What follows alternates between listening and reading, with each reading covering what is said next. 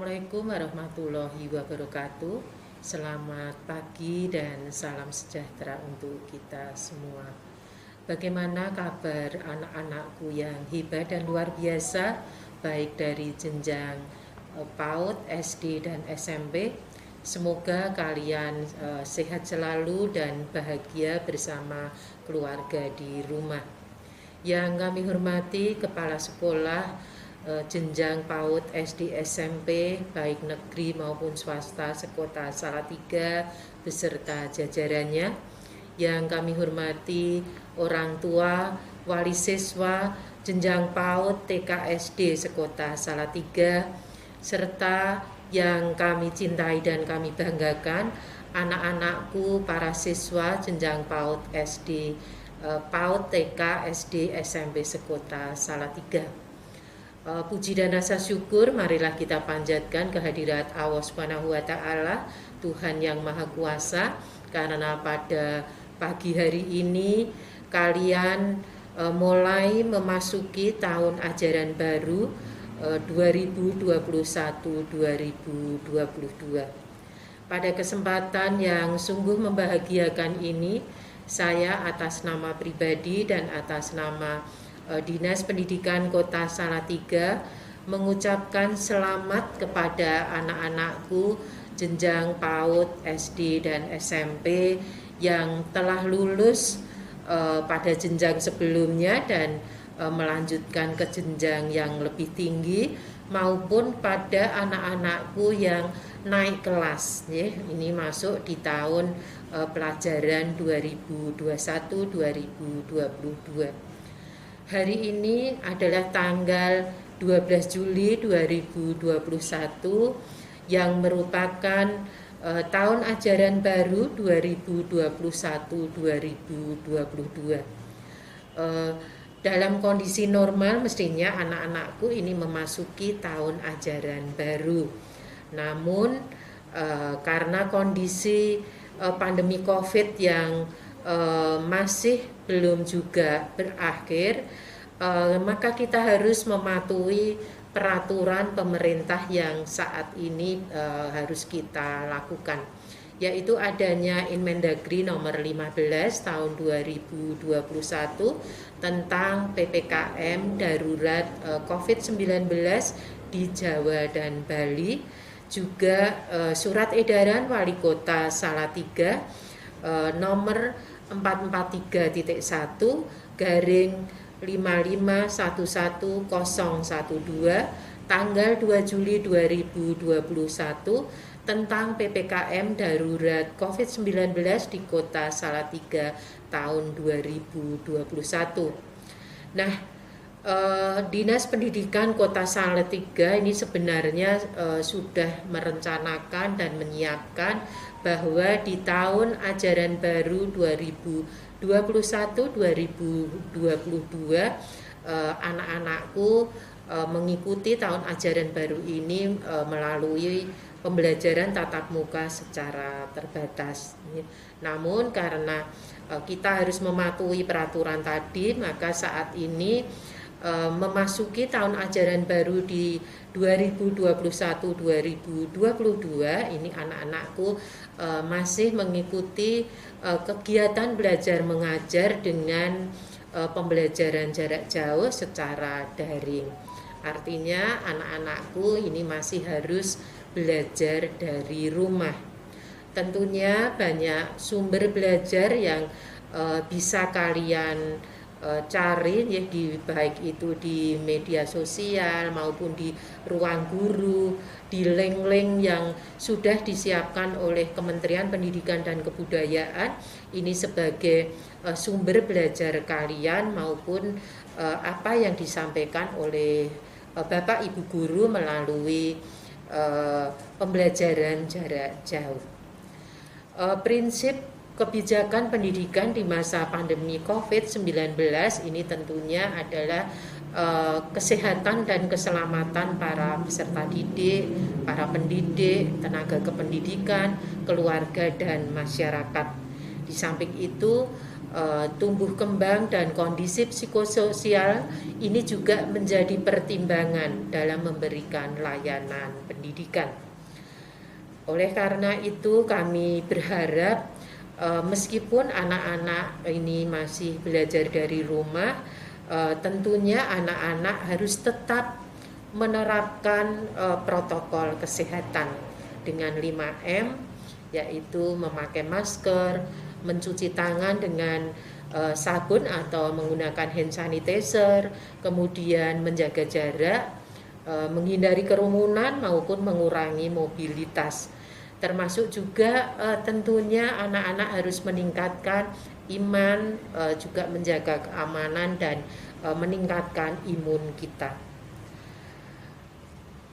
Ketika nanti kita sudah diizinkan untuk mengikuti pembelajaran tatap muka secara terbatas, itu pun juga harus dilakukan dengan protokol kesehatan yang ketat. Di samping itu perlu adanya izin dari orang tua, ya, sehingga mulai saat ini kita harus tetap membiasakan untuk menggunakan masker dengan memakai masker, ya, karena pandemi memang belum berakhir dan kita memang memasuki pada masa adaptasi kebiasaan baru.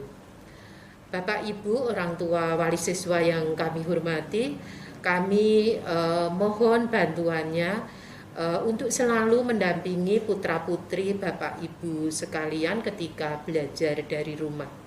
Kita tingkatkan koordinasi, komunikasi, dan kolaborasi antara orang tua dan sekolah agar kita selalu dapat mengetahui perkembangan anak-anak kita ketika mendapatkan layanan pendidikan.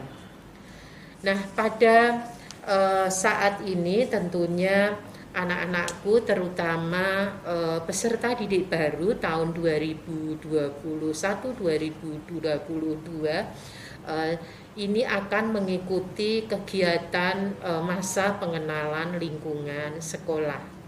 Nah, berdasarkan peraturan Menteri Pendidikan nomor 18 tahun 2016 tentang pengenalan lingkungan sekolah, tentunya pada awal ajaran baru anak-anakku mengikuti pengenalan lingkungan sekolah. Jadi ini khusus untuk siswa baru.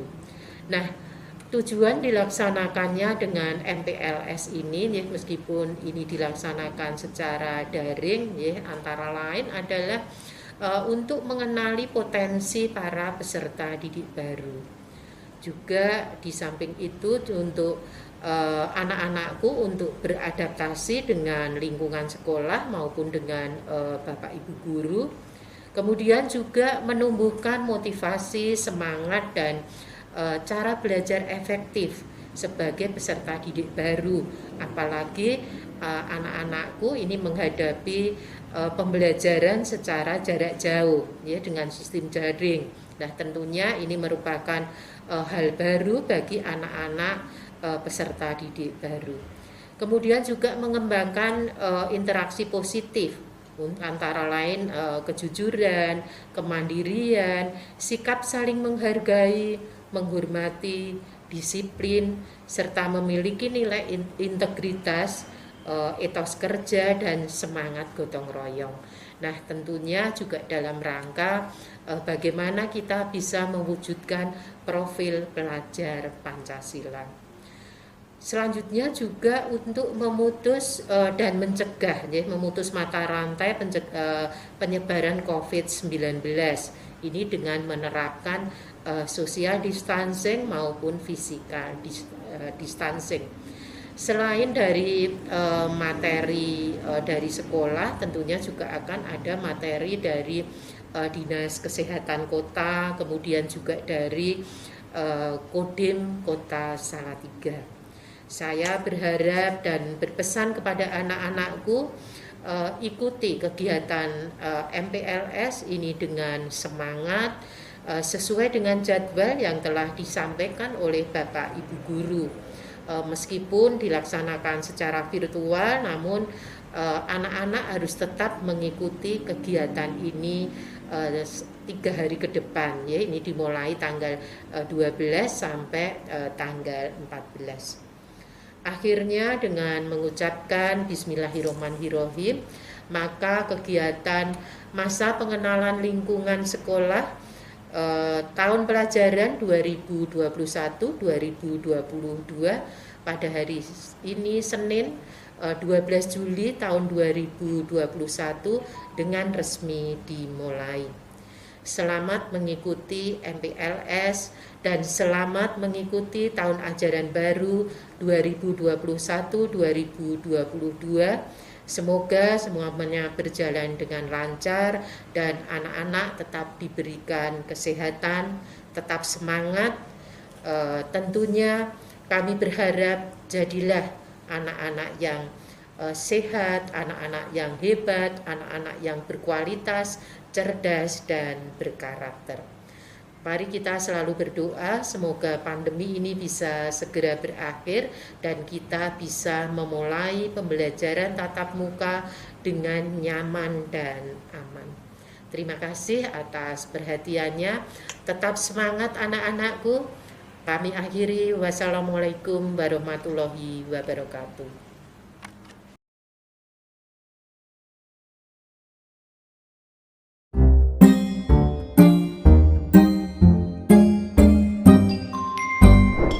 Virus corona itu apa sih?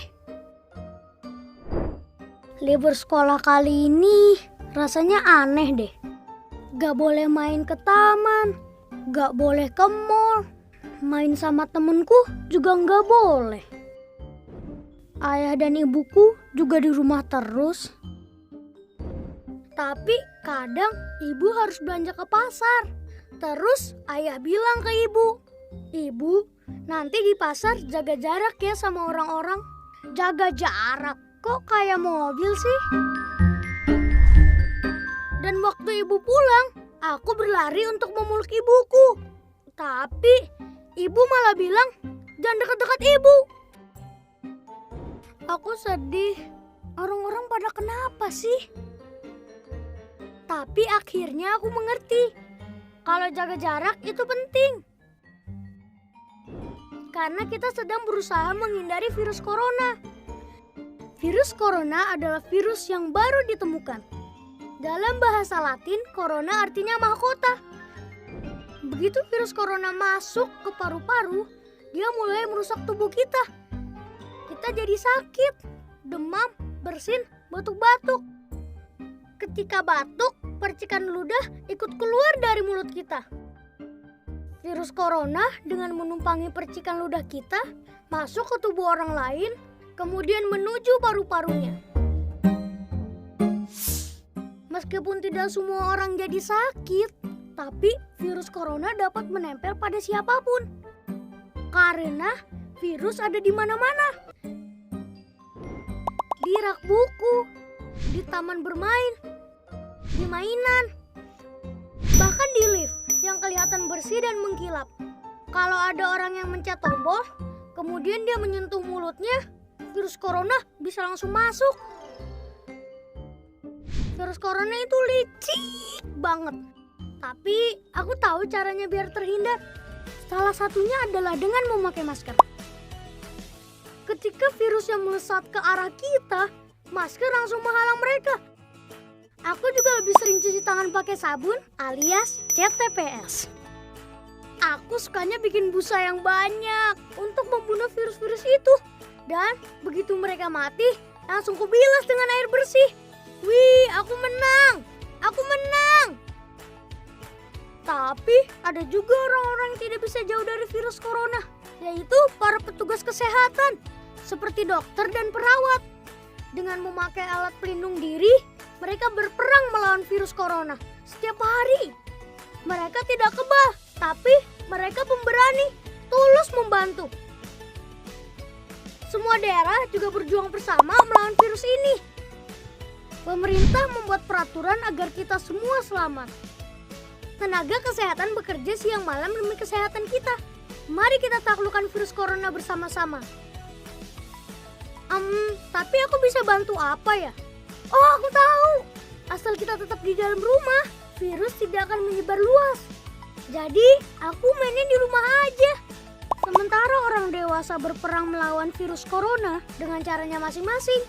Kita tunggu saat virus corona mengakui kekalahannya. Wah, jadi aku bisa main lagi.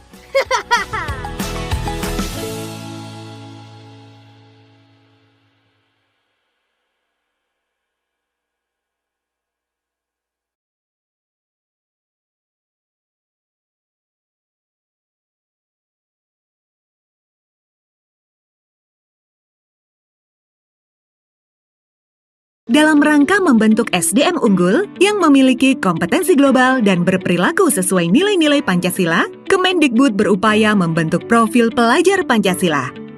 Apa itu profil pelajar Pancasila? Disimak ya!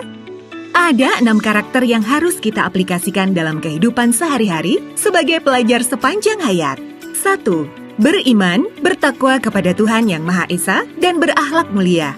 2. Mandiri. 3. Bernalar kritis. 4.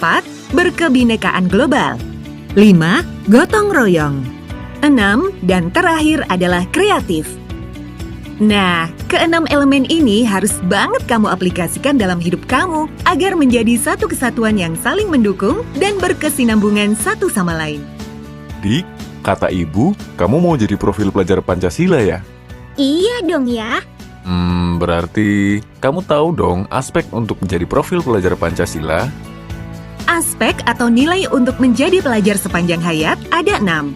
Pada nilai beriman, bertakwa kepada Tuhan Yang Maha Esa dan berakhlak mulia, pelajar Indonesia harus memahami beberapa nilai akhlak, yaitu akhlak beragama, akhlak pribadi, akhlak kepada sesama manusia, akhlak kepada alam, dan akhlak bernegara. Beberapa akhlak ini sudah pasti sering kita praktekkan dalam kehidupan sehari-hari ya, seperti taat beribadah, menghormati orang yang lebih tua, menghargai perbedaan, taat pada kewajiban sebagai warga negara Indonesia, dan masih banyak lagi. Berkebinekaan global. Di era globalisasi, profil pelajar Pancasila juga harus bisa beradaptasi dengan budaya lain tanpa melupakan budaya bangsa dan identitasnya. Dalam hal ini, termasuk mengenal dan menghargai berbagai budaya, mampu berkomunikasi dan mengenal keunikan masing-masing budaya, dan mampu memanfaatkan pengalaman berkebinekaan agar menghargai dan menghormati budaya lain. Gotong royong. Elemen yang satu ini pasti sudah sangat melekat pada kehidupan sehari-hari ya, bukan hanya sekedar bekerja bersama dengan orang lain. Gotong royong yang baik adalah selalu bersikap positif untuk berkolaborasi dan bekerja sama, peduli dan menghargai pendapat orang lain, peka terhadap lingkungan sekitar, serta mau berbagi segala hal yang bisa mencapai keberhasilan bersama. Gambaran sebagai profil pelajar Pancasila yang selanjutnya adalah mandiri. Walaupun terdengar mudah dan sudah merasa menjadi bagian dalam diri, ternyata mandiri yang baik, salah satunya yaitu sadar atas kemampuan dirinya, bisa mengendalikan emosi, dan tahu apa yang diperlukan untuk pengembangan dirinya. Tak hanya itu, pelajar Indonesia yang mandiri juga mampu mengatur pikiran dan perasaannya untuk mencapai sebuah tujuan. Bernalar kritis. Profil pelajar Pancasila juga harus bisa mengolah informasi yang diterima secara objektif, kemudian menganalisa, mengevaluasi, baru menerapkan informasi tersebut. Contoh yang sangat mudah, kita harus memiliki keingintahuan yang tinggi. Saat menerima informasi, kita harus menganalisis secara kritis sebagai dasar mengambil keputusan. Elemen yang terakhir, kreatif. Mampu memodifikasi atau menghasilkan sesuatu yang orisinil serta bermanfaat merupakan cerminan pelajar Pancasila yang kreatif. Hal sederhana yang bisa kita praktekkan yaitu dengan tidak malu untuk mengutarakan ide-ide baru. Bukan cuma itu, menghasilkan sebuah karya yang bermanfaat untuk sekitar juga harus kita lakukan. Dari keenam aspek itu, adik udah lakukan semua kan ya? Iya, Dik. Siapa dulu dong yang ngajarin? Ayah. Pesan ayah, keenam aspek itu harus kamu praktekkan dan aplikasikan dalam kehidupan sehari-hari, agar karakter profil pelajar Pancasila ini akan selalu melekat dalam kepribadian generasi muda Indonesia. Baik, Ayah. Jadilah pelajar Indonesia yang menjunjung tinggi nilai-nilai Pancasila.